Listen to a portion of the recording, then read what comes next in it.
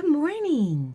So yesterday we read about how Abraham gave Lot, his nephew, the first choice as to which land he would take because they had way too many animals to stay together.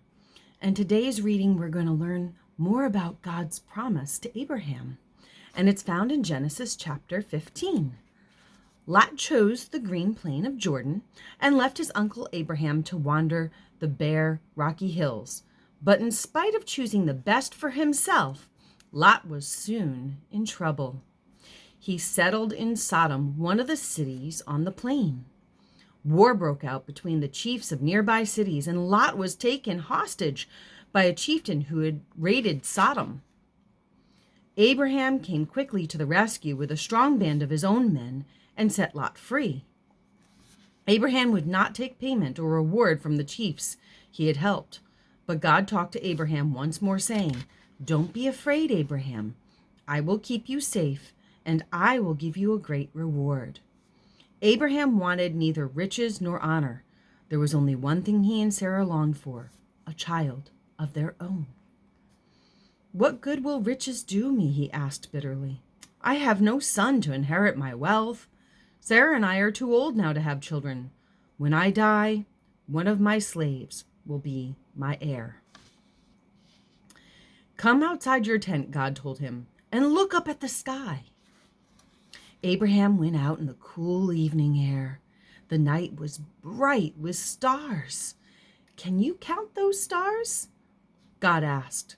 "I promise that you will have as many descendants as there are stars in the sky." Have you ever gone out and looked at the stars in the sky? There are so many of them. "I am the God who brought you out of Ur. I will be your God and your children's God forever. I am going to give you a son, and I will give you this country for his descendants to live in." Although God's promises sounded impossible, as Abraham stood there in the velvety darkness, he believed with all his heart that God would keep his word. God was glad Abraham trusted him.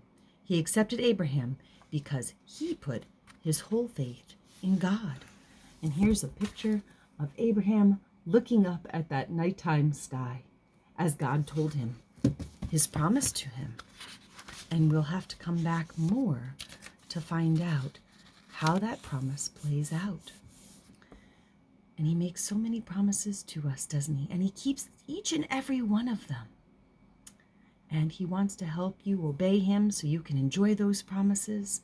And all you have to do to have that help is to ask Jesus to come into your heart, just like we've been talking about. And only you can make that choice. Nobody can make it for you. Just ask him to come in and forgive you and tell him you believe in that he sent his son to die on the cross for you so you could be set free from all the sins in your heart and in your life. And remember, you are loved and Jesus loves you too.